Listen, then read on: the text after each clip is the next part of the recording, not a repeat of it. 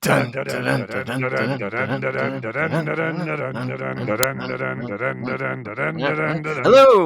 and welcome to Pull to Open, an ongoing quest to watch all of Doctor Who in random order. My name's Chris Taylor. And I'm Pete Paschal here, talking about things. Mostly Doctor Who, so Yeah, we're talking about here. timey-wimey stuff. We are. In timey-wimey order. Yeah. I mean, you and I, we like to talk about timey-wimey stuff here on the podcast, that we make time for between our day jobs as journalists. Yeah, I particularly like that conversation that we had next week. What? Sorry, just getting timey-wimey. Oh, yeah, of course. Yeah. That was a great one, or will be. Thanks. Yeah. So previously on Pull to Open, just to bring you up to date with the most recent episodes in our journey so far, we went to Silence of the Library in Forest of the Dead. After being at the Forest of the Night, we went to the Forest of the Dead. Then from that great Moffat and RTD collaboration, we went to another great Moffat and RTD collaboration, The Girl in the Fireplace. And then we went to part 1 of Trial of a Time Lord, which was more of a therapy session, really, than an episode review. Mm-hmm.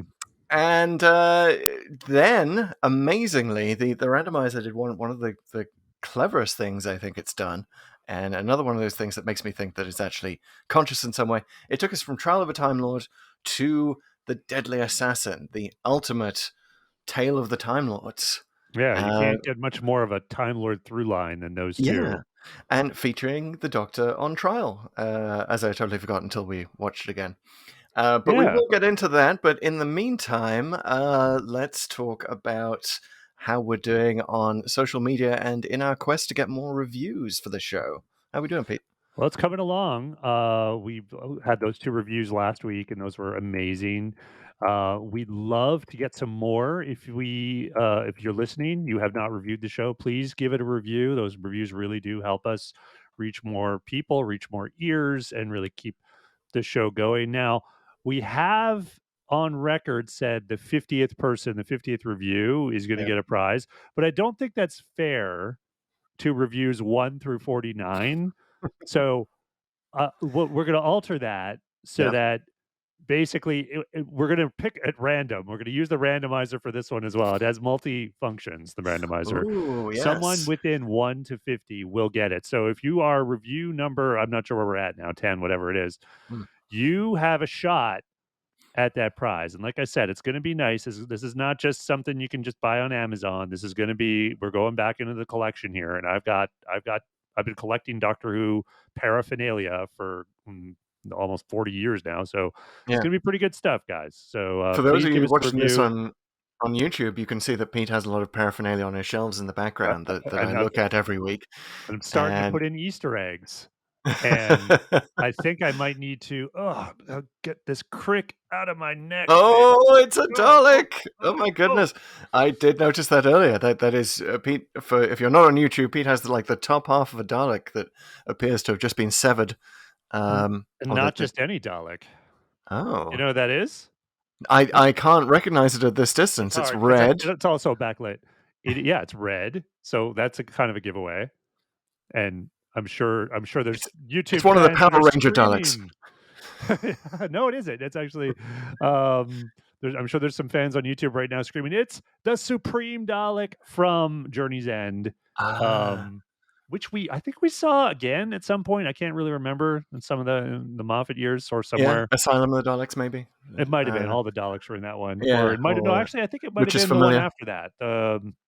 Which is familiar. So, yeah. It nice. Speaks. It's actually a headdress. I've worn it for Halloween once or twice. That's great. We definitely need to record some episodes with you actually wearing this thing.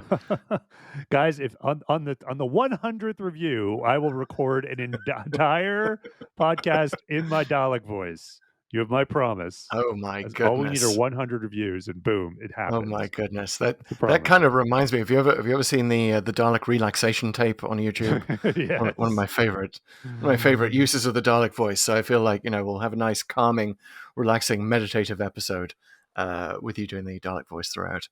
Exterminations will continue until relaxing morale improves. Yes. Yeah. So how are we doing on TikTok, our most popular social platform? Well, TikTok is going well. So we had a bit of a like a 2 week hiatus there, but there was Mm, so much to share about Girl Within the Fireplace. I think that actually worked well. We had just so many good observations, so much engagement on that. So TikTok's going well. We're getting close to 4,500 followers. Again, we're making a big push for the 10,000th follower. So keep sharing that out. Keep engaging with us there.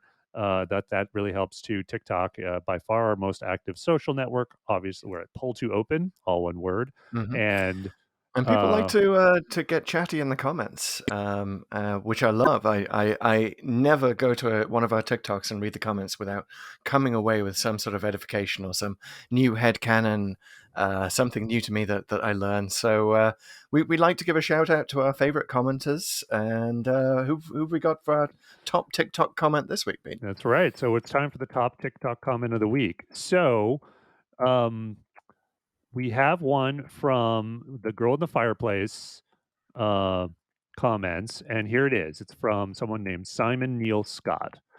And it reads, "The doctor," and he's referring to Tennant here, "the Hmm. doctor who lived for only 7 years but lost so many people. Madame de Pompadour, Rose, watching River die, wiping Donna's memory, and the master in his arms." And I thought that was a good summary, but I was also curious because I actually wanted to shout this out. I'm not sure, like the 7 years thing, I'm willing to go for it, but I'm not sure where he's getting that. So I I would think really like there's to know. I know that there's a very popular YouTube video that estimates the age of each of the doctors or the amount of time. Oh, I haven't That seen that one. yeah, I'll No, check maybe it. we'll link to it in the show notes. I'll send it to you later. But yeah, I do seem to remember that it comes up with a very short amount for Tennant's tenure, which obviously compares to, the 200 plus years of Matt Smith's tenure. Oh, even Most even more with, the Christmas planet stuff in the last episode there. right, yes. So Yeah, it gets even higher. But yeah, it is sort of a wildly different amount of time that each Doctor spends in the role, and according to the show's own chronology, which of course, this being a time travel show, is incredibly hard to figure out. But if you piece yeah. together based on all the evidence on the screen, I think you get about 7 years for Tennant's Doctor. So Interesting. I always yeah. kind of assume that if there's any gap at all, most of the doctors have a place where you could sort of, have Mm, literally hundreds of years of adventures, and Matt Smith might be the only one that makes it totally explicit 'cause, they've mm, obviously said between the God Complex, we talked about this, 'cause the God mm, Complex and Closing Time, there's a 200-year gap. right. And in Tenet, I feel like you could make one up pretty easily, especially towards the end when he's all on his own Oh yeah, when and when there's when all the he's specials. off trying to avoid the Ood, Mhm. post marrying Elizabeth I, which obviously takes place right before the end of time. Right. Um, yeah, you could probably squeeze stuff in, but I kind of like the idea that Tennant is one of his shorter regenerations because he's kind of too beautiful to live. Well, you certainly didn't wanna go. He certainly didn't want to go, and he expended a lot of his energy in producing a facsimile of himself to send off with Rose. So, Yeah. in a sense, Tennant is still with us in the alternate universe. So, Yeah. really, Yeah, gets I more got than 7 years. really nobody beats, as short as he was, nobody beats Eggleston, who probably was like, he played the Doctor for a season, but I Yeah. don't even know if that Doctor in the universe even lasted a year. I would take issue with any accounting of Eccleston's tenure because, of course, in Rose, in the kickoff episode of New Who, you do see photos of him, throughout history. Right, he's in the crowd in JFK's assassination. The various other points where the Doctor hunting nerd who Rose meets has kind of tracked him down. Right. Um, so you've got to build in some unquantifiable amount of time between him, regenerating at the end of the Day of the Doctor, and then ending up meeting Rose and fighting the Autons. Uh, So I could that's we could go on all day yeah. about this. I have rebuttals, but, we'll save it for that pod Doctor when, Who nerds getting distracted and falling down a rabbit hole of talking about the length of each regeneration, that never happens. Yeah, it never happens, All certainly right. not here, but, Let's talk about YouTube instead. let's talk about YouTube. We already mentioned it, so as you might have guessed, we have a YouTube channel, and it has been somewhat, I would say, there's been a dearth of videos on the channel up until now. So, guys, we haven't been great about uploading to YouTube. We've got that sorted out. We're going to be uploading the podcast there every week at virtually the same time we put it out on audio. So, if you ever wondered what we look like, Mm, that's that's the place you can find it, and you can listen to us there. You can watch the podcast. You can find all the Doctor Who Easter eggs in my office and see Chris's glorious framed edition of the pull to open sign from the TARDIS, which might have that's been an right. inspiration for something. I don't know. Yeah, we've also got a little Dr. Puppet postcard Oh, here look at from that! You got friend of Easter the eggs show, too. Elisa Stern. Yeah, I It's a got a lot of gorgeous Easter eggs blue of here. the wall, as I might add. Thank you. Yeah, TARDIS Blue, you might say. Yeah. Yeah, come watch us on YouTube. I understand it's great. You know, a lot of people get their podcasts this way on YouTube Premium. You know, you can pause it, you can download it, you can do other stuff. But you also have the option to see us if you really have this desire to know what we look like. But yeah, it's exciting to get them all uploaded, and I look forward to diving in and seeing the historical record of how much we change over the course of our extremely random journey. I'm sure that it is going to be quite a lot. We'll have a few more gray hairs by the time this is over. Yeah, definitely. Well, and certainly compared to when we started. And by the way, we are going to get the whole back catalog on there to give us some time. It takes a little time to upload video, as I've learned. But give us a few weeks, and pretty soon you'll be able to binge the entire 3 seasons so far of Pull to Open Yeah. on YouTube. So, And if you have a favorite episode that you'd like us to upload faster, oh let us yeah, know, yeah. and we'll see what the interns can do. Yep, those interns, those ogrons we have in the basement. All right. Well, Okay. without further ado, I think it's Oh my time. God, yes, not We've enough got stalling this week. so much to talk about with the Deadly Assassin We do. that let's just get right to it. And as regular listeners know, we kick off every episode of Pull to Open with TLDW. TLDW, Too Long Doctor Who, Too Long Didn't Watch, Too Long Did Watch, but it was a long, long time ago. So to refresh your memories, if you're an old Who fan, or if you've never seen The Deadly Assassin and would like to know, well, hey, what's this all about? Why is it such a renowned story in Doctor Who history? We are going to summarize the whole thing for you we give 30 seconds per Classic Who episode and Right. 50 seconds per 1 minute per New Who. So that means that Pete, it is your turn this week. It is. Yep. And you Balls have in my court. a whole 2 minutes, a luxurious amount of time Okay. in 2 which to minutes. summarize the entire Deadly Assassin. I So think I can do this. I think yeah, because there's a lot of stuff. I don't have to get into all the world building that happens here because there's a lot, and there's I'm so going to much world building. That's try to kind of stick what to it's the famous story. for. But Yeah. yeah, in terms of the story, it's quite simple. Episode 3 is sort of famously different, and we'll get to that. So I think you're basically getting a free 30 seconds there while the Doctor is doctoring about in the Matrix. So let's get to it. Yeah. Peter, are you ready? You've closed all your windows. You're not looking at any episode Yeah, I've summaries. gone to the Finder and Mm-hmm. hidden others, so I can't even see you. I see nothing. There are no tabs open. Going purely from memory, Yeah. and You see nothing except you have a premonition of a presidential assassination. a premonition of getting through these 2 minutes without stumbling too much. Okay, I think you it's gonna can be do in it. 2 minutes. I'm gonna hell or high water. It's gonna be done. All right, I'll give you a countdown. You ready? Okay. 3, 2, 1, go. Okay, so the Doctor comes back to Gallifrey because he has just seen in his mind an assassination of the Lord President. So he gets there, he sneaks out of the TARDIS while the Chancellery Guard and Time Lords are trying to get in. And so then but one of the guards gets killed by someone he doesn't see, and then people are trying to track down the Doctor because they're blaming him for the murder. But he's sneaking around. He disguises himself as a Time Lord and thinks 30 that seconds. he's the president. This is when the president's going to get assassinated. So he's while they're waiting for the president to come out, he comes out in the panoptica, and the Doctor goes up to stop the assassin, but ends up picking up the gun sees someone else with a gun, tries to shoot him. It looks like the doctor shot them, so the doctor's arrested for the assassination of the president, even though someone else shot him. So what they find is that it's the master who is behind this. And the master has turned into this weird sort of slimy skeleton because he's sort of One minute. dying and has no more regeneration. So what the doctor does, he plugs himself into the matrix because they believe that he has corrupted the matrix and is plotting his attack from there. So he gets there, and he and the master, no, it's not the master. See, he and the master's agent fight in the matrix in these weird environments that look like a quarry and a jungle.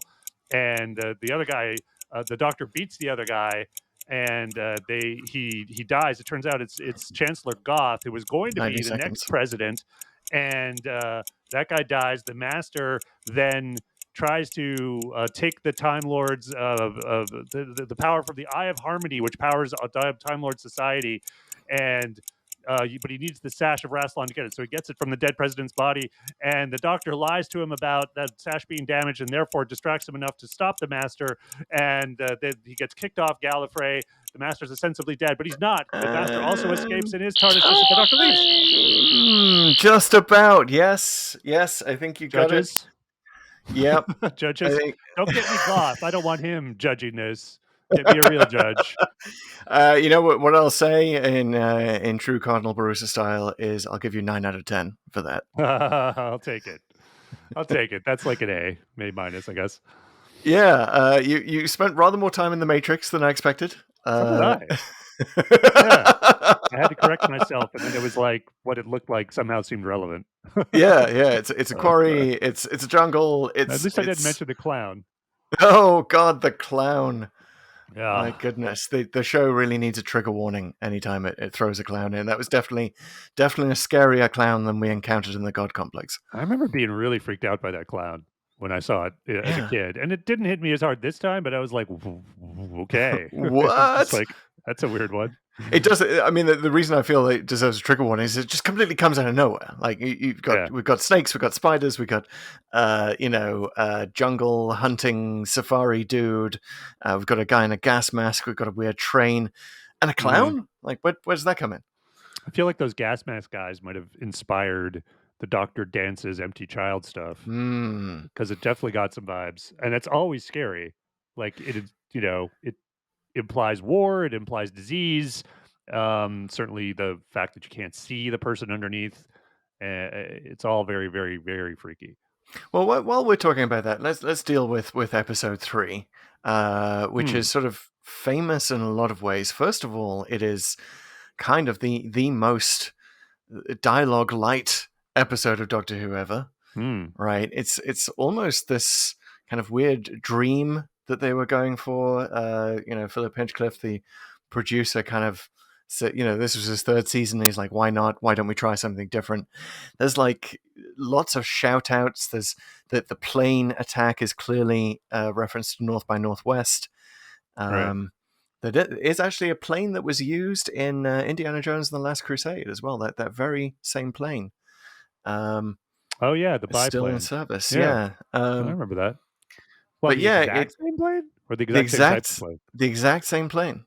Wow, an I did actual not know stunt that plane. piece of trivia. Yeah. Oh, I'm full of trivia on the Deadly Assassin right now that I'm all going to forget 5 minutes after we record the show. But yeah, that's the one lack piece of dialogue really struck me, and I think it's kind of one of those things that it feels so different from Doctor Who, and I think it's partly a consequence of having no companions in this episode. Yeah. So there's no one there to kind of either ask the Doctor or any of the other characters who are apparently in control that like what's going on, like tell us what like what's happening, or showing some support, or sort of advancing the story in some in some way with dialogue, which I think it works as kind of like I'm unsettled already, and I'm also even more unsettled because this doesn't even feel like the show I usually watch. The thing is, I will say it here in 2022, I did feel the episode did drag. It went on too long. Yeah, it does drag a bit, but the thing I like about the 3rd episode and about the Deadly Assassin in general is it is Doctor Who at its most unafraid to be experimental and to change everything that went before. And we'll get into the it was controversial at the time because it added so much to Time Right. Lord lore and seemed to contradict what we knew about the Time Lords and even about TARDISes in the past. Yeah. But it was, the show was of an age where it could just do that. Mm. It was, still sort of gutsy and vital. We mentioned last week this was exactly 10 years before Trial of a Time Lord, right? So we zip back a decade and we see a show that is confident, it is creative, it is the opposite of everything it was in the Trial of a Time Lord era, where it was sort of fighting for its life and kind of running out of ideas and retreading old ground. Um, this was unafraid to be new. And one interesting thing, you may have noted this when you went to Deadly Assassin in the Codex, it is almost exactly halfway through the run of Classic Who, just by Oh, interesting. stories. Yeah. It's at the dead center, and it's only here at the center of Classic Who that we discover, so much that we've wondered about the Doctor's past and about Gallifrey. And it's sort of a nice pivot point to look at the whole of Doctor Who from. Yeah. But the third episode was extremely experimental and perhaps a little too experimental in that it sort of famously ended with this drowning scene, Hmm. in which Chancellor Goff holds the Doctor's head underwater for quite some time, and Mm. we didn't know how much until it was restored for home video, because the BBC actually bowed to pressure and took out a number of seconds of that drowning. Um, Yeah, which it honestly makes me think I might not have ever seen the original version until now, yeah. because seeing it in Canada, like obviously I saw it years later, years after it was first broadcast. So I was certainly getting the neutered version, Hmm. and I was kind of looking forward to it as I was queuing this up for the podcast. And as with so many things here, when you sort of look back here in 2022, you're like, what was the big deal again? You know, So, you're yeah, just that's how you're feeling. people kind of thought of that. Some people thought that at the time. So it was basically what it was. There was a pressure group in Britain called the National Viewers and Listeners Association. Right. For Basically, Christian Tippergore, activists. Britain, I guess. Yeah, yeah. Their mission was to clean up TV, and their leader was their secretary, Mary Whitehouse, who's sort of every Yeah. church lady, every interfering bossy boots church lady you've ever imagined, all in one person, Mary Whitehouse. And she was actually banned from appearing on the BBC because she was such a busybody. But she wrote a letter, and supposedly, according to this letter, a 5-year-old boy had watched the scene where Goff drowns the Doctor, and was said to have told his mother what he would do to his younger brother if his younger brother irked him, which was, "I shall hold his head under the bathwater until he's still, like the man did with Doctor Who." Okay. So take that for what it's worth. Yeah. I may It's slot that into the Jeopardy category of things that never happened for yeah, 5,000, that Alex. sounds like so by the numbers, Yeah. as for, like, the thing that you would be concerned about, it sounds pretty made up to me. But Um, they gave into it, and they yeah. decided to cut it, and Hinchcliffe went on TV to defend it on one of the BBC shows, and that was basically it for Hinchcliffe. Yeah, well, ultimately, this is kind of what led him to be fired, right? Like, Yeah. how long much longer did he go after this one? Like, did he finish this season out? I can't even remember. But it's it's one of those things where, you this period of Doctor Who, like, take it while you can, Mm, because it does change, remarkably within a year. There was yeah. certainly still a lot of that darkness, that violence with, we already did Talents of Wang Chiang, Right. some of the other Leela episodes, but it's like a switch was flipped when they finally got to the Key to Time, Right. where things were much, sunnier. The tone was different, and you had things like the Androids of Tara, which we did a few months back, and it, more still great stuff, but really a completely different tone of the show. Yeah. So it was actually in 1977 he was moved. It was billed as a sideways move, Hmm. that he would go and do scripts for the adult police thriller Target, and then uh, Wow, Graham Target. Williams. It was a police thriller series, and then Graham Williams was actually the guy who created that series. So he moved over and became Hinchcliffe's replacement.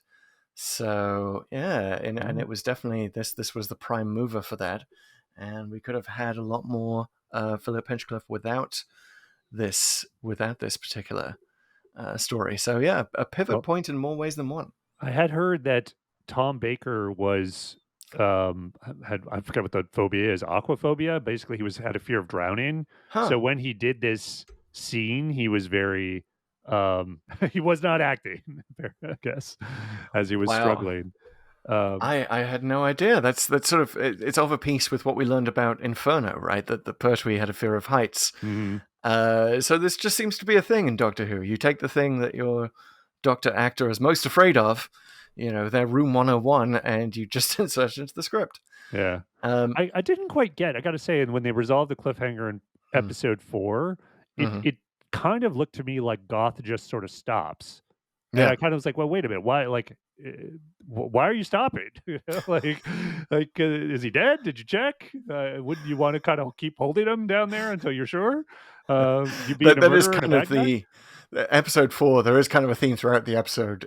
Was, is he dead? Did you check? Because of course I the think same thing happens with the Master. if they were still naming individual episodes at this point, that's what this is definitely what episode 4 should be called. Is he But dead? Did let's you check? let's rewind a little bit and Hmm. let's maybe start at the beginning. So this is like Yep. there's so much conveyed right from the get-go that this is you're in for an epic journey. So the opening scroll and narration, I believe the first and only time the show does this specifically, like Correct. it's done other interesting things here and there. I like Remembrance of the Daleks, notably, it was had a cold open before they were cool, but it's a very unusual thing for the Doctor Who to sort of mess with the opening in this way, and they clearly knew that they had a bit of a corker and something that was going to set a tone and set sort of a new standard or do a ton of well, basically they knew they had an epic, and they really tried to convey that. Do you think it works? It's a little bit of a weird choice looking back on it. It's a very sort of BBC thing to do to make a serial more epic. You'd have that roll up and you'd have the narration over it. Uh, Interesting thing about it is this sort of obviously this precedes um, Star Wars, Yeah, by a few but it, months, it right? does have a very interesting connection because it reads through the millennia the Time Lords of Gallifrey led a life of ordered calm, protected against all threats from other civilizations by their great power, which sort of feels to me a lot like for over 1,000 generations the Jedi are the guardians of peace and order in the galaxy. um but yeah, the fact that Tom Baker narrates it kind of takes you out of it a little bit. uh Yeah, interesting Kind choice of a there. weird Huh. choice. Doctor Who, the TV movie, opens with narration, not with a roll up. But so that Oh, sort of that's maybe true. an homage to this.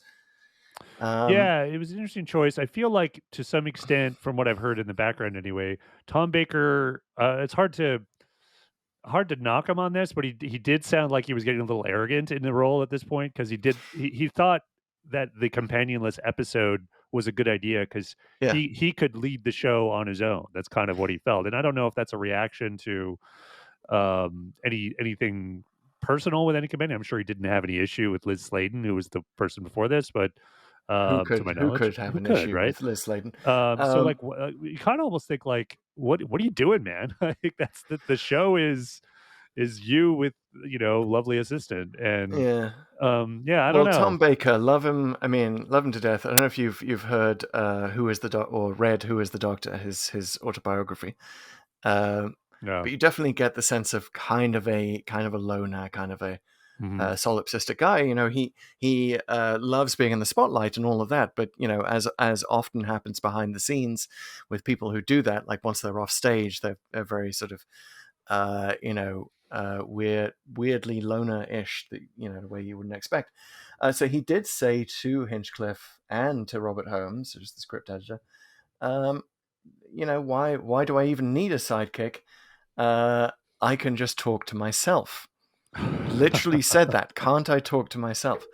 Um, And Hinchcliffe is like, okay, we're going to disprove. I'm going to let you have this one story where you're on your own, and it's going to show you that you're wrong. And of course, it actually doesn't. So it's interesting. Again, it speaks to the sense of they were being super experimental, Right. and experimental to the point where an experiment is suggested by the kind of the ego of your star. Mhm. You want to placate him a little bit and say, okay, we're going to try it your way, Tom, and we'll see what happens. See what happens when we put on an episode where there's no one talking and you're just by yourself. Yeah, and somehow it totally works, yet for some reason they never did it again. Yeah. Because they did the I like, just to be clear, I thought the opening scroll was great. Like, I Mm. feel like the narration and the scroll, again, it looks silly by today's standards because it's clearly on this roller, right? So, like, Yeah. honestly, even by standards of Star Wars, it looks a little silly. But, I thought it was like, "Whoa," like, it's really unusual. There it really sets the tone for something epic, and it's sets the tone not just for something epic. The mere mention of Time Lords, Mm. like, you think, okay, this is going to be delicious. Like, I'm ready for a feast because if you're doing something like not just talking about Time Lords, but doing it on Gallifrey, right, which Yeah. we've barely seen in the series. And think about it, like, this is 1976. This is 13 years or so into Doctor Who, and we've had hints of other TARDISes. We've seen Gallifrey a little bit here and there, but now we're just Did we're we see it in the Three diving right in. Doctors? I can't remember how Yeah, much of you Gallifrey see the a Three little bit Doctors of give us. Gallifrey, but no one ever really goes there, like, other Yeah. than the Time Lords. They're just there directing the Doctor. So you get a little bit of it, almost like in the same way that Day of the Doctor showed Gallifrey, but, didn't have the Doctor really on it except for the barn stuff. Right. Um, It is. I mean, I gotta say, my primary impression of the Deadly Assassin, watching it again, is how amazing it makes Gallifrey look on a very tight budget. And mhm. I think they did it by putting most of that budget into the costumes. True. The And those costumes look incredible at every point. The guards just look so wonderfully Buck Rogers esque. yeah. Um, and you kind of really believe that Gallifrey's a place with all the effort that's put into it. And those impractical headdresses have Mm, become so iconic. I mean, they're still like, you look at them, they shouldn't work, but they do. They're yeah, they're so distinctive. I mean, that you see that that crazy collar and the pointed stuff coming out of the back, and you instantly know, oh, Time Lords. Like, this is it. And the colors that they throw in there with the robes, and there's different houses which they've never really done a hell of a yeah, lot with, but it's yeah. all very interesting. There's so much world building going on here. Shout out to the designer James Aitchison, who's the one who created those iconic colors that have been used ever since. Mm. And he was disillusioned by the lack of budget he received, and actually left the BBC during the course of production. But he later shows up in Dangerous Liaisons, Restoration, The Last Emperor. Wow, He finally got has the budgets. exactly. Clearly And had this a standard. you've got to imagine that this was in his clip reel, right? This is what I Yeah. can do for you on no money at all. Just imagine what would happen if you give me a little bit of money as well. Well, I even like Um, the variations. I'm not to digress too much, but like mhm, with we just did the Inquisitor yeah, in Mysterious Planet, and that's like, I like her sort of more muted version of it because yeah. you can kind of do things with it that are interesting. Even the Cybermasters, I might be the only person who likes the Cybermasters, but I thought I that was kind of really like, cool. yeah, the cyber time lords from Timeless Children. Yeah, Hmm. I like those too. That was one of I was just about to say that was one of the best parts of that episode was just the design of the cyber time lords. Um, we we may have more to say on the connection between this and the Timeless Child We episode, may. Timeless Children. Do we want to get Just into in all the Gallifreyan? We shouldn't. Maybe we could do a quick audit of all the things that are firsts here. I mean, this is yes, the first time we hear that the Time Lords have 12 regenerations explicitly. There's the first mention of the Celestial Intervention Agency, which is right, apparently the people who've been bossing the Doctor around here and there when they want him to do things for them. There's Yeah, and that was by the way, it's just one mention at the start, and of course it's explored a lot more in other media, but that was just Hinchcliffe saying that he wanted the equivalent of a CIA conspiracy with yeah, echoes of the Kennedy assassination. and literally got that acronym in there, Yeah, which is funny. little Um, too on the nose, Mr. Hinchcliffe.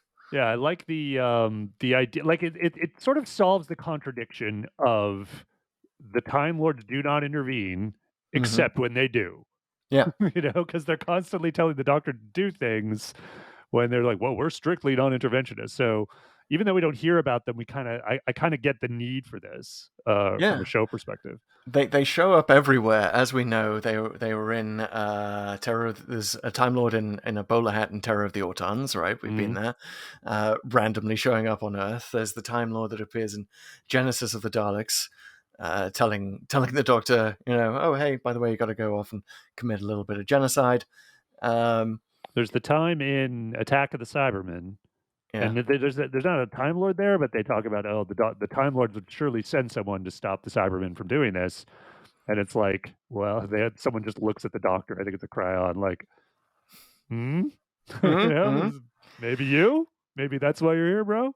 Yeah, it's interesting that Hinchcliffe and Holmes thought that they were sort of rewriting Time Lord history of this, kind of making them more clearly, not to put too fine a point on it, assholes Yeah, with their non-interventionist stance. Kind of similar to, again, go back to Star Wars, kind of similar with the way that Lucas was sort of rewrite the Jedi in the prequels yeah, as exactly. being stuffy and Which is disconnected. totally, totally. So just to quickly run through the audit of things that are first Hmm. here. First mention of the Matrix and the APC net. Yep. The first reference to Rassilon, who Yes, obviously, the founder. yes, who we eventually see many times, but it's like you can't not mention him now when you have a Time Lord story. So Yeah. that was He huge. only actually shows up one time in Old Who, and of course, famously played by Timothy Dalton Mhm. in New Who. Yeah. And, and then the actor whose name I forget in Hellbent, where we've also been, where we first came across Rassilon in our journey. But yeah, go ahead with the other Yeah, so firsts. the first time we hear about the Eye of Harmony, which is Hmm. apparently the Time Lord's source of their power and their mastery of time, it's the first reference to stasers, which I kind of wonder what a laser is a acronym. So here's my theory on what staser might be an acronym for: Okay. space and time amplification by stimulated emission of radiation. Wow, nice. I Huh? Huh? I I like that. I bet Susan Foreman came up with that acronym. Well, it also speaks to why they have completely different effects and abilities on whatever they shoot depending on the story. Sometimes they have a stun setting, sometimes they don't. Sometimes they kill things and destroy things, sometimes they don't. So you don't want to mess with the Time Lords because you never know what their Stasis will do next. uh, Maybe they don't even know. so it's Um, also the first mention of Artron energy, which became a hmm. staple of all sort of Time Lord technology. Yep. And there's a couple of other things. They mentioned the Shobogans, which they fully explore in the Invasion of Time. A cute little reference to Mutter Spiral, which is apparently their name for the Milky Way. And there's a neat bit where the Doctor actually leaves a note in the TARDIS, Yes. and they show the note for a second, and it's clearly this weird language, which I thought was really cool. And it honestly looked a little to me. It looked like a cross between like either Arabic and It, Morse code. yeah, You know? yeah. I think that's a fair description of what it is. Obviously, we didn't have the Gallifreyan language yet. I think that sort of partly came from the Gallifreyan seal that we see in this episode, which is actually Right. just reused from a Cyberman story, Mhm. uh, but would become the Time Lord's seal to the point where the BBC has actually copyrighted that image, and all because they just they were looking around for a prop, and hey, here's Well, so something much that's a stuff lot ended up like it's a different story, but I remember in the Five Doctors, there's a bunch of they call something Old High Gallifreyan, which is better. apparently not this language, the old language, and it's like tons of Greek letters, and you're like, wait a minute, I think that's just epsilon, guys, and But then there's all these fan theories now, I guess, of like, oh, is there a secret link between humanity and Time Lord civilization that they sort of share this ancient language? Hmm. Maybe. I Um, kind of like the idea that the Doctor, who is sort of basically revealed in this story to be a public school boy who's just sort of, kind of the black sheep of his house, um, that, yeah. that he would basically be writing that note in the equivalent of public school boy, private school for you Americans, public school boy in Britain, just like learning Greek and showing off his Greek. So, you Well, know, let's get into sort of some of the inconsistencies here and what, or, how it contradicted things previous and then ended up being contradicted later. yeah. And sort of the interesting deviations here in the Deadly Assassin. So there's a cool little bit in the A history guides that I've mentioned before on the podcast where they describe this episode as one of the sort of turning points in the series because there are Mm, certain episodes of Doctor Who that essentially retcon things, and this definitely does that. And fans will a consensus emerges on whether the new episode should be taken as gospel mm. or if it should be kind of is it bad and forgotten. This is definitely one that was taken as gospel. Everyone took very seriously the 12 Regenerations right off the bat. They did, but they also disputed it. I mean, this is just Yeah, sort of in well, the nature of fandom. yeah. There is Doctor Who magazine has a record of a wonderfully outraged response from the president of the Doctor Who fan club, I think, who said, "What has happened to the magic of Doctor Who?" In a newsletter article headlined "Deadly Continuity." Um, I I think love that it. basically it just sort of they felt that it wiped over what we learned from the war games, but it kind of seems that the Time Lords were just sort of officious assholes in war games as well, right? Just sort of Mhm. putting the Doctor on trial, giving him a new face, Well, sending his well, companions back. the main thing that I do want to get to, and we can talk about it now, is that like they previously were godlike and immortal, and Yeah. now they're limited to Yes. 12 regenerations, and they are much more human. And that's actually the main thing. Like the 12, whatever, maybe you like it, maybe you don't. But the fact that Gallifreyan society is depicted as essentially a bickering English aristocracy with Machiavellian politics, you know, I love it. But I Yeah. could see why if you're revering this hero and, his people in some way, you might sort of act with a little bit of revulsion at that. I get it. Um, but I do like kind of what they're sort of saying here about, Gallifreyan society, them kind of being assholes and having like just kind of uh terribly self-centered and very like almost dysfunctional politics. Yeah. Yeah. Very, very, very privileged society, Mm. as well represented by the fact that Yeah, they're good all word. white males. Um, True. Although there's one and moment, I mean, when the doctor's like there in the Panopticon in like the end of yeah. episode one, they're like, I feel like the Time Lord is like looks almost like he's in blackface. I mean, like the guy who walks by, it's like he's got Yeah. this weird tan and this weird makeup, and I'm like, is that what are they doing? Like, I don't think I, it was intentionally that way, but it was like, okay, oh that boy. was a poor choice. Yeah, I mean, if that is the case, it was prime time for blackface on the BBC in the mid 70s. We had the black and white minstrel show. It's very, very shameful era of BBC Also, history. But there's so also yeah, I no would, women in this episode, notably. There isn't yeah, a single female character. So, yeah, least which diverse obviously, episode of Doctor Who is the Deadly Assassin. I mean, there's one skeleton-like guy, so I guess there's that, right? yeah, it does definitely gives you the fusty atmosphere of a public school to parliament pipeline, as there has been for much of British history, and still is in a lot of ways, given our current very, very public school educated prime minister. Um, But anyway, the so politics yeah, part of this, I think, really works, even though it's if you're not given quite enough time to be hypercritical of it, and we can be a little more critical maybe here, but I thought the idea that there's this, it's almost like I said aristocracy, but it's almost like a monarchy. I mean, there's so much power in the president and the High Council. I mean, the Goth essentially, almost sentences the doctor right away. It says there's going to be an immediate trial, which I guess the president can just declare, or whoever's standing in for him, and then he's kind Yeah. of the judge too. And plus, they torture the doctor. So during this, it's all like it's very disturbing. If you think like, wait a minute, this is like kind of a totalitarian legal system. It feels like. Yeah, this is definitely of a piece with the disillusionment of the 70s, the post Kennedy assassination, post Watergate feel. They were quite open about having based this on the Manchurian Candidate, Hmm. the storyline, and then they sort of, they wanted something Manchurian Candidate-ish, and then they said, well, what's the perfect society for this to happen in? The Time Lords. Hmm. They were also, wanted to reference the Kennedy assassination with the second gunman, right, who isn't the doctor.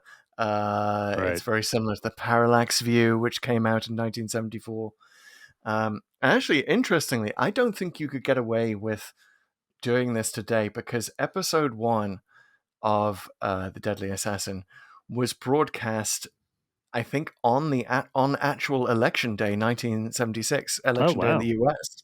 US, where Jimmy Carter defeated Gerald Ford. So I think these days you'd be a lot more sensitive about an episode showing the assassination of a president on a presidential election day. Yeah. That's Doctor Who being a victim of its new transatlantic success there. Uh, but yeah, very interesting timing. But definitely this was prime disillusionment era, and we thought the CIA was responsible for everything, and everything was conspiracy, and nobody could be believed. And if the president in the shape of Richard Nixon could lie in the way that he did, then nothing's for certain anymore. And Hmm. people were questioning the higher ups and the hierarchies. Well, and um, you kind of look at the characters, and you have sort of Spandrel, who's the most competent mm, of all the sort of Time Lords that we meet. Engen is kind of, Engen is almost a companion, right? Like he's kind of yeah, there, and he's sort of helping out. So then you have Goth, who's secretly evil, definitely out for himself, and is super arrogant, and very very entitled, very entitled.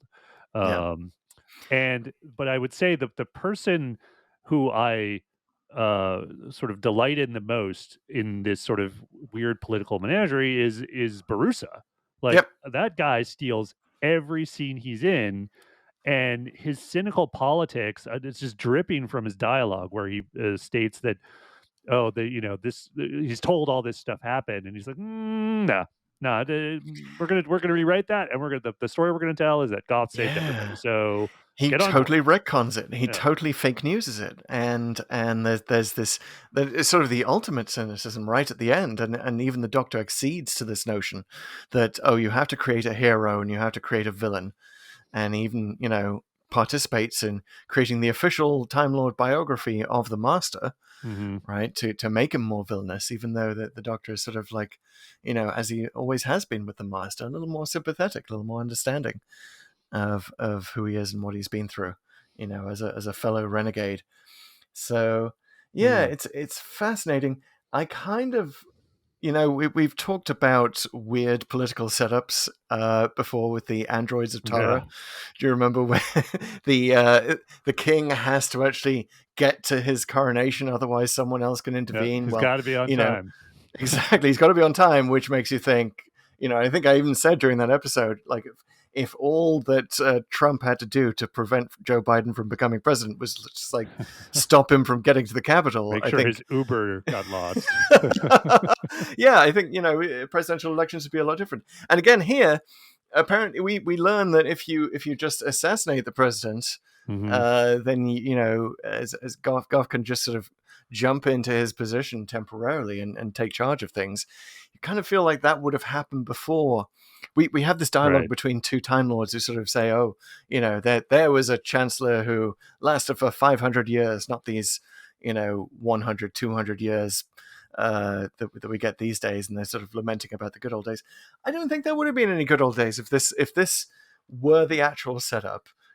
Just shoot the president if he hasn't named you his official successor, and then there'll be an election, Right. and then you can take charge of the election. Well, who? Likewise, so the Doctor gets out of this by invoking Article 17 of the Right. Gallifreyan Constitution, which says that if anyone can run for president, right? And therefore his trial is delayed, or he has to be a candidate. That's a bit of a weird system. Well, it's also a weird system. Like, I is there an election? Because it sounded like the president actually just picks his successor, or is that just something Yes. the He board or whatever the high council takes into account? So is it Yeah, kind of you like American have Idol, where you have the audience vote and the judges vote, and you combine them? I mean, or is that? Oh, I think that's Dancing with the Stars, but whatever. yeah. So apparently it's presidential resignation day. If the president resigns and lives to tell the tale, then he gets to choose his successor. If not, there is apparently an election. We're not really told, I think, at any point what that election involves or who can vote in it. Right. Um, Probably but just Time Lords, I'm guessing. You definitely get a strong sense of uh, a stratification in Gallifreyan society, and this yes, is kind of where what makes it clear. I mean, that was, I think, implied before, but that the Time Lords, not like essentially all Time Lords are Gallifreyan, but not all Gallifreyans are Time Lords. So yes. there's definitely some kind of underclass, or Mm, yeah, I mean, it's just it's just strongly implied by all this because they keep referring to the Time Lords. And I right. have a And the question: Shobogans. is Runcible then? Is he not a Time Lord? I mean, he doesn't seem like one. Um, It's well. Let's talk about Runcible. Runcible the fatuous, hmm, as the Doctor calls him, which may be Runcible may be the most negative portrayal of a journalist hmm, in the whole of Doctor Who. It's basically what he is. He's commentator Runcible, right? right. But he's also basically he's covering on live TV that the Doctor is somehow watching in the TARDIS the pageantry of presidential resignation day, and all of the houses and their robes and blah blah blah. He's I think he's sort of designed to sound a lot like David Dimbleby, before Okay, him Richard Dimbleby, who were sort of the official commentators on any sort of matters of right, state in the UK, the coronation, the Queen's official opening of Parliament, blah blah blah. right. He very much adopts that sort of hushed reverential voice that the And the Dimblebys would have. Prydonians are wearing their bright orange robes, Exactly. not the dark orange ones this time. So that signals a certain reverence for the proceedings. Very well done. That Right. was, I yeah, just I'm definitely always stunned about how much those guys know about the fashion of the royal family when they're doing it. I just figured the same thing here. Like, yeah, exactly, because what else are you going to talk cute about for hats. hours? Well, while everyone is filing in. But yeah, he's kind of shown to be a poor journalist, right? Mm, Who just attempts to get an interview with Goff and is completely cowed by Chancellor Goff in this interview attempt, and it's very sort of obsequious. Oh yes, just a few words, sir. I'm sorry, sir. You well, know, was that Barusa? Because Barusa's like really just slams him. He's like, "Good lord, yeah. Runcible," Oh and yes, that's right. It is it's Barusa who yeah, does this have that dripping response. contempt. It is like Yes. you didn't really do well in my classes, Runcible, and I'm not going to give you any time here. Yeah, the And nepotism is off the charts, isn't it? It's just everyone's been to school together. well, then he barely recognizes the doctor. So apparently, yeah, they went to school together, Mm, and there's kind of a neat bit of dialogue that I think is very memorable, where they're like, "Say, have you had a facelift? You know, several so far," and it's one of the first times you get that kind of sense. And I like the familiarity with these like this is the cool thing when the doctor goes back to Gallifrey. It's like everything that's kind of cool and special about him suddenly becomes ordinary. And oh yeah, I get it. You've regenerated. Or even when he lands the TARDIS, which is usually an impenetrable fortress for him, all they have to do is just get the key from key yeah. Time Lord TARDIS key central, get the master key, and we can get into this thing. So it just I, all becomes like, okay, he's just another dude here. I kind of expected one of them to snap their fingers, since we've just been to Silence of the Library, Forest of the Dead, and like, oh yeah, you can actually just, Time Lord can just come along instead of a master key, just snap his fingers, open the door of the TARDIS. Um, They're all but snapped to let's open. talk about that snap to open. New name of the podcast, everyone, for when we go on Snapchat. Um, well, let's talk about what Runcible says, because Mm, I actually have some new headcanon that I'm excited to share with you. okay. Because Runcible says, "Have you had a facelift? Not a regeneration." Mhm. Even though regeneration is used elsewhere in this episode, we talk about the Masters, being at the end of his regeneration cycle. So they know the word. It's clearly present in Doctor Who at this time. Right, But Runcible says facelift. Now, what this made me wonder, in common with the fact that we talked last week about the curator, right. the Doctor's future regeneration, where he's revisiting one of his old favorite faces. I wonder if William Hartnell's Doctor, if when he was young, if he didn't look quite a lot like Tom Baker. Because that would explain why Runcible just says a facelift. Not a regeneration, but a facelift. So, like, he looks like a younger version of himself. Yeah, and that would explain then why in later life the Doctor goes and chooses the same face again, because it's his favorite, because maybe it's actually his first. Because put a curly haired wig on William Hartnell, give him a bright toothy grin, make him less irascible, and perhaps you've got Tom Baker. I don't know. I think you'd have to put some toothpicks in the eyelids too, like that Yeah. bulging Tom Baker eyes. That's the one thing I would say Hartnell lacks. But Yeah. otherwise, I think it might check out. Like, I think you could passably do that. I think if you really wanted to. But yeah, I always just took facelift to be slang for regeneration. But that's an interesting thought. I like Yeah, that. because So it's like it's almost like it's not necessarily. It is still a regeneration. It's a certain type of regeneration. Like yeah. when you visit an old favorite, you get a facelift. Interesting. Yeah, he does, because it is a thing that Runcible mentions almost casually at the end of talking to the Doctor. He kind of does a double take and looks to him like, have you had a facelift? Whereas you would expect the Doctor to be so completely unrecognizable in this regeneration that nobody would have recognized him from school at all.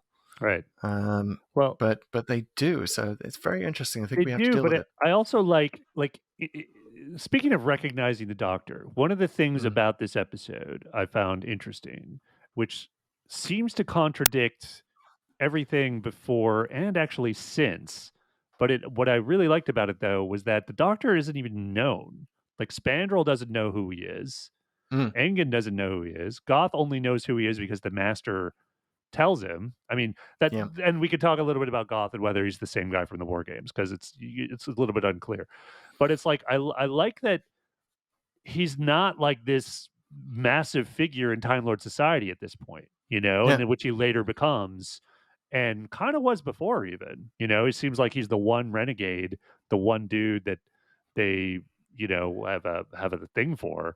And how could they not have heard of his banishment to Earth? How could they not have heard of him attempting to wipe out the entire Dalek race? I like it because it sort of emphasizes the point they're trying to make, which is it's this complacent society that's disinterested in the universe it apparently lords over.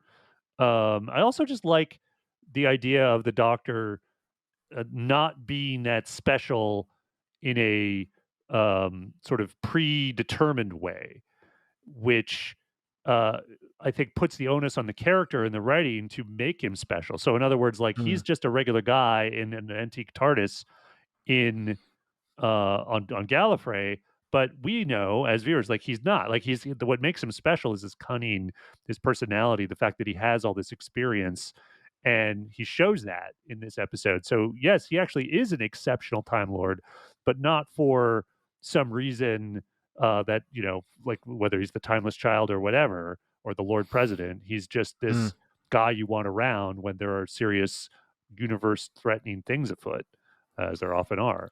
So I did like that sort of implication there, that he's kind of an ordinary guy who's just risen to the occasion. So I'd like to think that there was, once Runcible is of course killed in this, and we may presume that this leads to a revolution in Gallifreyan media, and all of a sudden there's way more news coverage, and maybe there's even a documentary on the Doctor that kind of makes him famous, or maybe a 20-part miniseries. Hey, how about a podcast? Gallifreyan HBO. Yeah, exactly. Suddenly the Gallifreyans start listening to podcasts. You can get them piped in through those collars, little earphones in the side for all these boring Gallifreyan ceremonies. And they're listening to the Gallifreyan equivalent to Pull to Open, and they're suddenly discovering who this guy is. Well, it'd be the Doctor experience, right? Yeah. I wonder if this, of course we have to expand our brains even further, right? And fit this all within the Timeless Child mythos now. And I wonder if this sort of happens. Well, in terms of headcanon, I'm kind of curious. is this something that sort of happens to the Doctor every time he or she goes through Right. a regeneration cycle, right? And that's why they have to Division had to come along, keep wiping the Doctor's memories every, you know, I don't know what, 12 regenerations or so, right? Because he just sort of, he or she gets too big for their boots, too well known, and But then, did they you wipe know, everyone else's memory, or does everyone just play that's along? Like, oh, the Doctor, right? Who are you? Oh my, an old TARDIS. Oh, we've never seen this before. I love it. Like I, Gallifrey is the Truman Show. oh god, it's always the same guy named Spandrel. Maybe there's like several Gallifreys. This is the thing, right? So like maybe that could we Wow. could bring back another Gallifrey that's different with another Doctor in the future, and that maybe that gets away from the whole Master destroyed everything I thing. hope we do. It is very interesting, isn't it, watching the Deadly Assassin in the wake of Spyfall, in the wake of Mhm. learning that the Master had just randomly destroyed Gallifrey without off screen, without us ever hearing anything about it. That sort of meets its parallel here in Yeah. this episode, where right at the end, We came the this Master close. This he close. almost did destroy all the Time Lords. And we kind of don't see most of it. We're told that half of Gallifrey is in ruins now. Yeah, and countless people killed according to Barusa. So like it was a Yeah, massive event, you would think, in Gallifreyan history. It's kind of surprising it's never really referred to again. They never yeah. talk about the ruinous event of the Master Doctor conflict that, wrecked everything. We Well, don't it talk does about explain, Master. assuming No. Barusa's story doesn't completely erase everything, it this is why he's well known now. He'd be fairly infamous or famous, I guess. I guess if the story comes out that he saved everybody, but Barusa Yeah, seemed like he exactly. was really determined not to But he happen to only got people. 9 out of 10 for saving half of Gallifrey. Yeah. So, Barusa famously, grades on a curve, or doesn't grade on a curve, I guess. But yeah, it brings up so many fascinating things, and we should talk about things that are introduced in the Deadly Assassin. Mhm. I think there's one more that I don't think you mentioned, which is the Type 40 TARDIS. Right. This They is the finally first specify the mention. model. Yes, they finally specify what model it is. This was, for nerdy fans of the time, this was a contradiction, because in the Time Meddler, the meddling monk is said to have a Mark IV TARDIS, It's implying that which the is, Doctor's is a Mark III. yes, never actually stated, but I kind of like the idea that the Time Lords would just change the nomenclature, kind of. Well, Oh maybe well, it's like a subcategory. There's like yeah, a Mark III Type 40, and he has a yeah, Mark IV Type 20. I don't know. yeah. Kind of like It's that. it's a it's a Type 40 Pro. Exactly. It's the iTardis Pro. Yeah, well, it all certainly hits home like that have they regardless of the model number, have they I can't remember. Have they said before that the Doctor's TARDIS is old and kind of an antique until now? That's a great, well, just the fact that the meddling monk's TARDIS was said to I be a guess just later that. model. Yeah. Yeah. And just sort of the fact that it goes on the blink in an unearthly child, kind Yeah. of may clue you in to the fact that the Doctor has been sold a lemon by Clara. But it's put a lot Which, of by the work into way, it. not to jump back too far or too forward, because we still have to discuss where's the Clara Splinter in this episode, but we did last week have a letter in a review from a fan of the show who asked, why are we doing the Clara Splinter if that was all just great intelligence stuff, right? That Clara was just Yeah. supposed to jump into the Doctor's timeline to prevent the great intelligence from messing up the Doctor's timeline, and just was sort of laser pointed at all those instances. And we mentioned, well, there's the Clara Right, the in asylum. Asylum of the Souffle girl. Daleks, who's Souffle Girl, which clearly contradicts that. But here's another thing that contradicts that, because we see her quite clearly telling the William Hartnell Doctor to take this beaten up old Type 40 Mhm. TARDIS that he's going to have a lot of fun in. That's got nothing to do with the Great Intelligence, Yeah. right? So this foundational story of Doctor Who is clearly created by the Clara Splinter. So Yeah. I think another justification for us to keep doing that segment. It should. Where is she? Let's Where do it is now. she? Let's where's the Clara Splinter in this episode? Where is the Clara Splinter in the Deadly Assassin? What is Do the you have a biggest theory? plot hole? there's the syringe, all Right. right, that's which the Doctor discovers, or one of the Time Lords discovers, that shows that the Master was faking his death, which Yeah. alerts them to the Master's plan. Yeah, that's kind of my theory. It's either that Yeah. or like the robes that the doctor gets at the beginning, like some convenient thing that just happens to be where he is. So the Mm. syringe, they take their time finding it, but they do find it, and you would think the master would have disposed of it in a better way should he if that he was really trying to throw them off. So Yeah. maybe she created a trash can that She's that was Gallifreyan really needle exchange. like basically the master thought he was throwing it down the disintegrator trash heap, but it actually went into Clara's like fake one, and she was able to just sort of leave it for I forgot who found it, Spandrel or Engen, but one of them. Spandrel, yeah, Yeah. Spandrel finds it. Yeah, I like that idea. I don't think there are too many other plot holes in this, other than the fact, and I'm not sure Clara can fix this, the fact that the Matrix is very Earth-like. You know, everything that the Doctor goes through in the Matrix, Hmm. super Earth-ish. It's got Earth dangers on it and Earth references to trains and World War I, right? And clowns, unless Yeah. clowns are also a Gallifreyan thing. Maybe clowns are just universal and develop in every culture simultaneously. But Laughing yeah, and I can't creepy. think of anything else that is Yeah, because I an mean, open she plot wouldn't be hole. able to program that stuff, Hmm. you would think, like in the Matrix. So that I don't think she could help there. But yeah, there's not too much. The only other thing I kind of thought crossed my mind was, is she making sure the doctor can see the gun in the panopticon when he takes a Hmm. shot?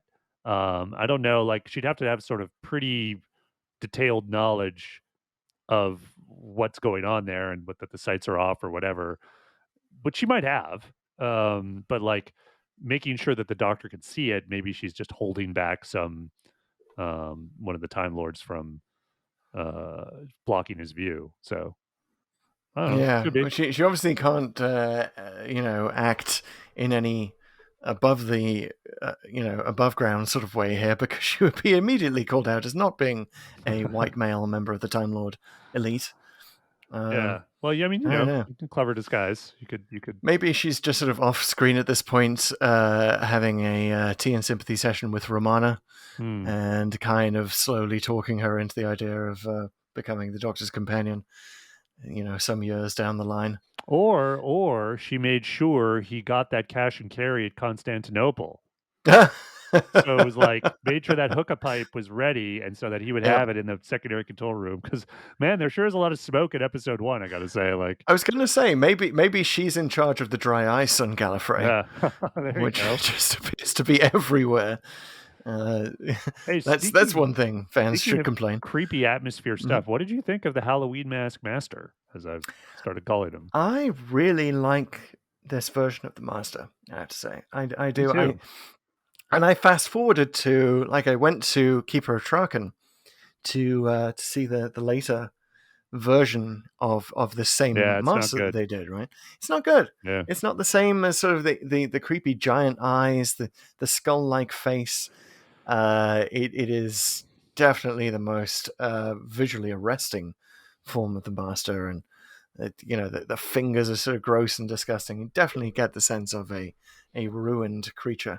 Well, and the actor who I believe is it Peter Pratt or Peter something like Pratt, that? yes, yes. So there's a certain quiveriness about him, and I'm not sure if that's Mm, the costume or him, but I feel like when you look at him, he's kind of shaking or seems to be shaking a lot of the time, which actually doesn't make him seem weak. He makes him seem like a little bit like tetchy, like he's just gonna go off mm, and like do something weird that you might not even predict he does. I think the it I could see why they did it later, because I think they had, a mask that let the actor's eyes show later in Keeper of yeah. Traken. Here they Mm. have it's clearly like a mask, but I mean, it's such a creepy mask, like, those eyes are bulging out, like, it really emphasizes that, this is a corpse, like, this is someone who's decaying and almost falling Yeah. apart, which makes it that much scarier. Like, because this is someone who also has nothing to lose. Like they're ready to like I'm already dying and I'm gross and I'm not here posturing anymore and I don't care about my costume. I'm just going to kill as many people as possible to achieve my plan. So yeah, I thought this master really worked. It's an interesting choice because, of course, it never would have happened without the sad and tragic loss of Roger Delgado in a Hmm. car crash in '73, I believe. Yeah, it was Frontier in Space was right his after that. last. Yeah. So, we hadn't seen the Master since then. And bring him back. I mean, no other actor. I mean, Anthony Ainley, of course, would go on to make the role his own in a slightly different way. But it would be hard for any actor to follow Delgado playing a full-on Master Right. Regeneration, right? Because he was just so unfollowable, Hmm. um, so iconic in that role. So I like the fact that he appears here. I like the fact that he then isn't used for the next 4 years, Yeah. They definitely right? didn't overdo it because they arguably have overdone the master on Yeah. both sides now. Both of Yes. like certainly they got a little tiresome in Pertwee's era, but Yeah, now they've got but so many master episodes, so many versions they of it since they have. reintroduced in New Who. I mean, I feel like they could probably should dial it back a little bit after this version hopefully resolves uh his conflict with the current Whitaker Doctor.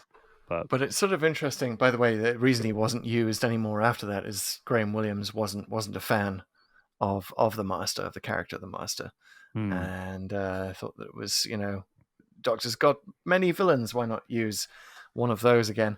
Well, I Um, also I do feel like you can do the master wrong pretty easily, and they almost yeah. do it here, right? Because the the personal conflict between him and the doctor gets in his way. Like his ego gets in his way, and that's honestly the only thing I can figure out as to why he doesn't just kill the doctor and Spandrel in episode 4. Like, why not just shoot them dead with that staser? Because he just stuns them, and he's like, yeah, they'll be fine, but they're all gonna die when I unleash the Eye of Harmony, which Hmm. is like fair enough.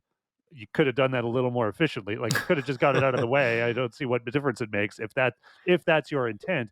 But it only Yeah. works if his intent is like I really want to gloat in front of these guys and I want to be the all powerful person I'm destined to be in front of them. And even if it's only for a minute, I want the doctor to know I won.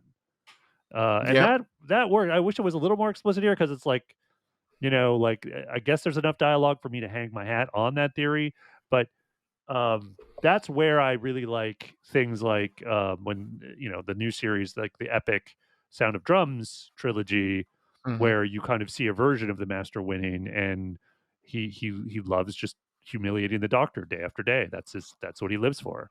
It's Um, kind of the Master's MO. yeah. Yeah. Yeah. It is sort of interesting to consider the fact that had Delgado not, died in an untimely fashion in the car crash, we wouldn't have the 12 regenerations thing, right? That was Mm. just kind of introduced to Give the give Master a this motive. ruined, yeah, to give him a reason. And first of all, it kind of means that the Delgado Master was presumably there were none in between, right? Although we don't know for sure. I don't know what the current status Yeah. of canon is. But it means that Delgado is sort of the ultimate final version of quote unquote final version Mhm. of the Master, and I like the idea of that explaining like why he seems so much more advanced than the Doctor. He's been spending his regenerations wisely, learning how to do hypnosis and ESP and all of that other stuff that the Doctor credits him with in this. Well, I was just kind of But thought yeah, the implication was that he just leads a more dangerous life because he's always trying to like um, take over things and be evil, and hmm, probably gets his ass handed to him a little more often than he would, like. But the I like the idea that the master is such an ego that he thinks he could probably walk into certain physically threatening situations and just come out on top, and he's probably hmm, been like shot and smacked around, and as he's learned his various things in life, and that he's just used up his regenerations quicker than the doctor. I kind of like that theory. But yeah, speaking of regenerations and Time Lords dying, what I found interesting, like it really struck me here, having now watched New Who for years, like we've arrived at a place in New Who with Time Lords, where like Peter Capaldi's doctor at one point explicitly kind of says Time Lords are nearly impossible to kill. This is like in his final Mm. season where Missy was in the prison that he had, and we sort of see the story how they got there, and they have this elaborate scenario where she's going to be executed, but they have to do all these things because she's a Time Lord. Right. Um, but here, so many Time Lords die or come close to dying. In other words, they're afraid for their lives anyway. Um, that it's almost like they completely forget that Time Lords can be like Goth dies in the Matrix. Um, Various others are, the president's shot, and there's Yep. no mention made of well, he was at the end of his redemption. No, he was just shot by a station. Yeah. So yes, it's You really want some Gallifrey, sort of equivalent of David Tennant holding the president in his arms, going, "Go on, regenerate, right? regenerate. You So could do it." this is kind of a period like in Doctor Who where Time Lords and by extension the Doctor just seemed a lot more mortal, and that Yeah. you felt there could be more peril. In other words, I kind of prefer this. Like I really missed it. I was reminded of it. Like, oh yeah, back in old Who, the Doctor was just a guy, and yeah, he could regenerate, but that wasn't a guarantee. Hmm. It was like he could still be killed. But they've kind of not really retcon that, but have decided to go in another direction in the new series. And I think it's a little bit the worse for it, honestly. Like I feel like you don't feel peril that much when it's just the Doctor in trouble. You just just regenerate. There is a theory that perhaps Hinchcliffe and Holmes were kind of looking for an early end to the entire show, because if you Hmm. add the number of regenerations that we'd seen of the Doctor up to that point to the number of regenerations shown in the brain of Morbius, you get him hitting the 12 regeneration limit. Wow. Uh, so there would have been an easy way, instead of him regenerating into Pete Davidson, just end the show. Just end Hmm. the show when Tom Baker leaves. So maybe they were laying the groundwork for that. I don't think they've ever come out and said that, but it's an interesting coincidence. Wow. Can you imagine? No Davison Doctor? I would never. Yeah, There would be no pull to open. I it would would never have certainly discounted the show. it would certainly give Legopolis a lot more of that sort of wonderful, gloomy atmosphere that it has, Mm. and the Watcher could just be the final ruined version of the Doctor, right? And it's the end, but the moment has been prepared for, and the Watcher just turns out to be ushering him on to, whatever Time Time Lord Lord heaven. Yeah. Join the Eye. Come with me to the Eye of Harmony. Speaking of the Eye of So Harmony, like how yeah, is it the Time Lords don't even know what this is? Time Lords really are kind of ignorant of everything. Yeah, History, galactic politics, the Doctor's role in saving civilization after civilization. Yeah, it's kind of weird. because They don't really pay attention. it's funny. Like we learn about Rassilon and Time Lord history and to a certain extent technology here, and you get the sense a bunch of the characters are for the first time as well. And it's Yeah, like, okay, I guess. I think it kind of works because it again keeps emphasizing the complacency that they're kind of just sitting around all day. But again, if you think about it even a little bit, you kind of wonder, well, what do they do all day? Like they clearly don't care about their own history. They don't care about intervening in the like. Are they just playing Time Lord racquetball? Like, what is a typical Time Lord's day like? there does have to be an equivalent to Time Lord golf, doesn't there? Hmm. They're just Probably lasts out hundreds on of years the links. per game. Yes, out on the under those orange skies, whacking a ball around. Um, Knocking off the yeah, silver leaves. it is. And speaking of things that they are just not paying attention to, the fact that the Master escapes in a TARDIS that looks like a grandfather clock, Yeah. very out of place grandfather clock, like that just happens to be there. The Doctor walks past. Doctor's Hmm. also kind of completely incurious as to why a Earth-style grandfather clock happens to be here on Gallifrey, looking nothing like anything else on that planet. Well, they are Time Lords, Chris. And a grandfather clock keeps time. So if you see something that's just a clock, it's like, time, Yeah, come on. time. That's why it's So, here. so the Master making good use of the Time Lord's time obsession by just turning his TARDIS into a timepiece. It's funny timing because I listened to Big Finish as well, and I just Hmm. finished an adventure called Time of the Daleks, which talks Hmm. about a sort of time travel method, which is essentially a room full of clocks in Hmm. addition to it's basically a room full of clocks and mirrors, which conjures up really cool images in your head. And apparently, if you introduce some chronoton particles to something and you have to this scenario and have a master clock, it kind of works. I Hmm. mean, again, Doctor Who kind of science at work here. Right. So Huh. the whole idea of a timepiece keeping time. I actually wouldn't mind seeing more clocks on Gallifrey. And Yeah. Good point. this speaks to a little bit one of the other things they say in this episode, where it's almost like an aside, but I like this for headcanon, where Engen says something along the lines of, well, we turned away from technology after a certain point, as you know, Doctor, right? Mm. Which is kind of Mm. like, huh, that's an interesting thing to say. Like, tech turn away from technology as an idea. Clearly they use it, but, like, it's not something that is the basis of their society and what they do, and I like that idea that Time Lords, it's not all technology. It's based on this greater understanding of the universe and their connection with it, and there's, partly why they're mildly telepathic, and it's not just you have the switch to throw to travel through time. There is much more to it, and maybe that's what they're doing all day. Better exploring their connection with time. I don't know. It could be, and isn't it interesting as an aside that all of Time Lord history is in audiobook format? Hmm. They Yeah. have to, when the Doctor, goes to listen to that stuff about Rassilon, it's very much on like, hey, let's queue up that chapter in the book on tape of Gallifreyan history. Well, that's what he must have Uh, been recording in the prologue. There you yeah, go. there we He's go. like, Doctor, if you could just do a quick intro for Yeah, this, exactly. like You have to do 3 or 4 takes we to were get it so right. involved. We just love it if you could tell, the impact of this time, etc. Yeah, he's the one writing the Master's official biography for them, so it makes sense that he would just do that. He's a creative. Um, yeah. So, should we look at what would have happened if the Master had actually managed to unleash the Eye of Harmony, I this would love to. captive black hole? Is it as Uh, straightforward as it seems? So, first of all, I really like the climax mhm. because I love it shows the guile of the Tom Baker Doctor, where he's just like, that sash is damaged, and he's like, kind of looks down, you lie, but he distracts him long enough that he could tackle him and prevent him from doing it, because the Baker Doctor is such a liar. He lies all Yeah, the time. I Uh, love he appeals to the Master's vanity even in yeah. this ruined form.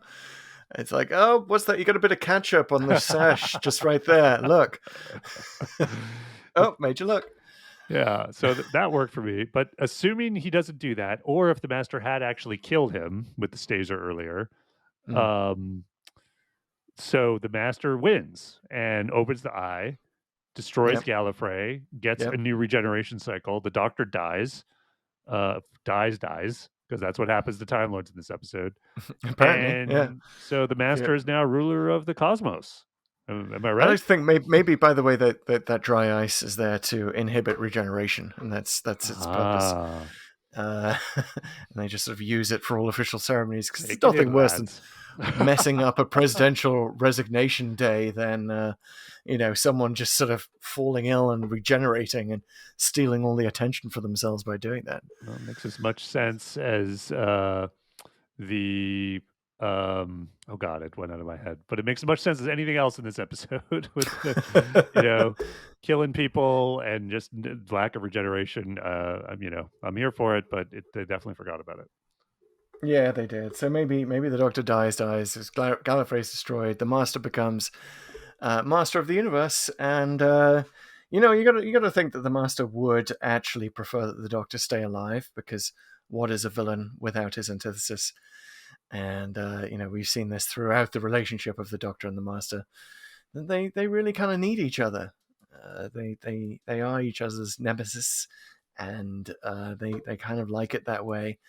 And so the Master would be kind of bored running the universe with no one to stop him. So maybe he would actually gift the Doctor a free set of regenerations, or regrow the Doctor in a test tube, or figure out, go looking in those Gallifreyan archives to find out that whole timeless child thing that's lurking there.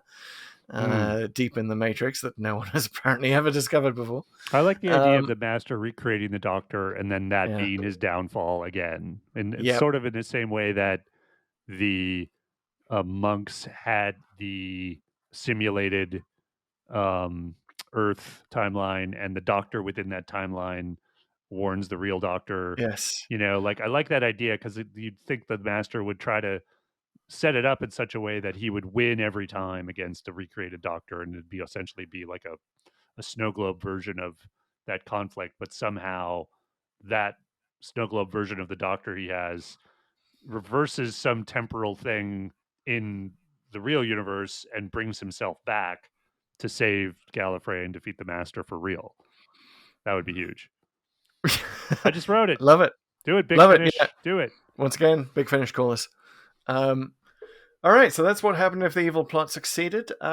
Is there anything Yeah, else we that we talked about have to Clara. say? We talked about Clara. Well, I would say, Uh, like, I guess in a it's not whether it was good or not. I think it's mhm. very clear this is epic, but looking back at such an epic episode of the old series and all of Doctor Who really, seeing it now with all the new canon, with what we now know about Time Lords, the Master and the Doctor, does this feel as epic as it used to? Is it diminished or does it really hold up? What do you think? I was expecting it not to hold up because this is one of the stories that I watched kind of early on in the availability of Doctor Who on streaming. It was like one of the first ones I went to. I said I'd heard so much about it, so important for Doctor Who canon, and I remember being disappointed then, Hmm, and kind of actually. interesting. Kind of actually only watching the first three episodes, not getting into the fourth, which is when almost everything Wow, happens. you bailed. Yeah, Oh, you bailed after the Matrix. Okay, I can I understand bailed that. during the whole Matrix part, and I was like, oh yeah, I'll just get to this later. It's a little weird and silent and whatever. But I thought it held up much better this time. Hmm. I think it could, with just a little bit of an amendment, sort of pointing out how fusty and removed from reality they are. It could almost work as a New Who episode, Hmm. Gallifrey focused story. Um, you just adjust a lot of the details, bring it forward in time, maybe throw in, a few women and people of color perhaps into the mix. Um, but yeah, it just I was drawn in. I believed it. I didn't necessarily believe the Matrix stuff. The third episode is just sort of more interesting in an experimental way.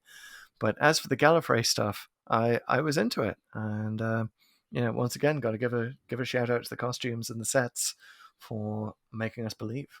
Yeah, I think to me it really held up in a lot of ways. One thing that didn't hold up was the Matrix stuff. It went on too long, but that's the Yeah. one part of the whole thing I would really want to completely remake and make that just more interesting battle because a lot of it's kind Mm. of doesn't even make sense. It's like he's going to need water. Was it kind of like why would he need water in a simulation? And even if he did, why did he need it right away? Like it's all these weird things that just don't work, and with the lack of dialogue just makes it feel long. So I that's I kind of would really. I it's interesting that the Doctor gets out of that, by the way, by just asserting that it isn't real. Yeah, that's actually a really good moment. Yeah. And you get it in what he's doing. You're cheering for him, but you're also like, Mm. oh, I also get why that doesn't work because he has a person, a villain who's better at this using his will against him, and sort of he has to sort of acquiesce at some point. Which so it sort of makes you like to see that your hero has some control in the outcome of this, and he's not just a Mm. toy, but Yeah. you also he's also the underdog, and that's the great recipe for drama and conflict. So that was awesome. The setup anyway, not the actual stuff that plays out. But what I think really held up for me, and I said it already, but it's the bit where like the doctor is now this ordinary guy who he's normally Mm. the guy in charge, large and in charge. He's the Time Lord. He knows everything. He's got the magic box, sonic screwdriver, and all of it. But he comes back to Gallifrey, and he's all he has to rely on is himself and his own problem solving skills because his Yep. TARDIS isn't anything anymore. It doesn't even have the sonic screwdriver and it doesn't even use it. It Yep. doesn't even have the robot dog yet. So it's all like there's nothing special about him. He's just got to do his thing and he does and he wins. So that I really liked. Plus, all the cynical stuff on Gallifrey politics. Like Mm. I was as much as it doesn't really make sense. It's all like I love the biting satire there. It just it really the show speak with it could do effective social commentary. It really works, and I think it really did its job here. So yeah, I think the bulk of this held up. I really wish they would get back to almost that bit where the Doctor isn't really well known on Gallifrey anymore. I Yeah, kind of miss that. that'd be an interesting choice for RTD to make when he returns. But one more thing, while we're talking about the Matrix, we see the Doctor going into the Matrix, and they use the time tunnel Oh from yeah, the opening credits right. of the show. My favorite opening credits of all time, the Tom Baker time tunnel. It's a good one. And that was actually because they didn't have the spiral effect they were going to have ready in time, so they just literally had to use the show titles. But I Hmm. love the idea that you can now believe that this isn't a time tunnel that we see the TARDIS in the opening of almost every Tom Baker story. It's actually the Doctor's mind that we're kind of falling through, That's cool. I like that. which explains why he appears so prominently in it. Speaking of egos, right? Good Lord, how do you cope with all that ego? Okay, Chris, I think it's about Right. that time. Yep. Time to get back into our TARDIS, Find out which where we're going has been next. returned to us by the Time Lords hmm and Yep. reestablished the randomizer. Yep. We have to find our coordinates, and the only way to do that is by activating the randomizer. So the randomizer, of course, comes in two parts. The Yes, Codex, which is a complete list of every television story of Doctor Who, all the way from An Unearthly Child to the current episode, well, last episode, Eve of the Eve of the Daleks. Daleks. And it's 299 of them. All the ones we've already done are time locked. And we are going Mm-hmm. to find a number by going to the executor. Right, which is played, part of the Executor is played by random.org, which produces real randomness, not a mathematical formula as most computer programs do, but real randomness based on atmospheric noise, which is so Doctor Who-ish that we had to use that for our Executor on the randomizer. So I have plugged in a minimum of 1, a maximum of 299, and whenever Pete gives me the go signal, I will flip this here red lever and push the button, and the TARDIS will go into flight, and we'll find out where we're landing next. Okay, let's try not to get sucked into a parallel universe as Well, we do this. do you want to give the randomizer a challenge I think we while do. we're here? Yeah. There's Uh, okay. I I think it's going to do its own thing, so I don't particularly have a challenge for it this week. But do you have anything in mind? There's a very limited number of episodes that either mention or have dinosaurs in them. So I Oh, want a uh dinosaur connection. There's obviously Invasion of the Dinosaurs and oh dinosaurs on a boy. spaceship, but there's a Plesiosaurus and Carnival of Monsters. Earthshock shows how the dinosaurs were made extinct, and there's probably a few others in there. So Mm. give us like a dinosaur reference here. Oh, I like it. Dinosaur related Yeah. episode. That's interesting. I'm gonna say I will actually issue it another challenge. You seem to like Time Lords, Hmm? so take us somewhere else. Take us perhaps to Invasion of Time. Um, the which is sort of a semi sequel to this. Hmm. Uh, which Okay. I very much doubt the randomizer is going to do, but yeah, let's explore Gallifrey. Let's explore the Doctor's relationship to his people in some way. All right. So, all right. I like it. Let's explore in 5, 4, 3, 2, 1. 268. Oh wow, we're late. We're late. Ooh, it's Smile. Smile. Yeah, remember that one? That's I a do Capaldi. remember that one. It's a Capaldi Mhm. again. Yeah. It's the emoji robots, Yep. and it is actually the same writer of that episode was the writer of In the Forest of the Night. Oh, okay. Well, there you go. There's your through Frank line, Control possibly. Boyce. That Yeah. wasn't that long Yeah. ago. Yeah, that's awesome. Yeah. And it's also it's the episode where Bill gets to ask the Doctor lots of questions, and I'm sure there are some Time Lord questions in it. So maybe this is the randomizer fulfilling my request. Yeah. Yeah. Don't think there are any dinosaurs mentioned, I don't but know what it is with Capaldi and the randomizer, but they right? hang together a lot. I I mean, gotta this is say, how you know it's truly random because you get weird patterns developing. yeah, we haven't had a Bill episode in a while. So I think the Mm. last one we did was Oxygen.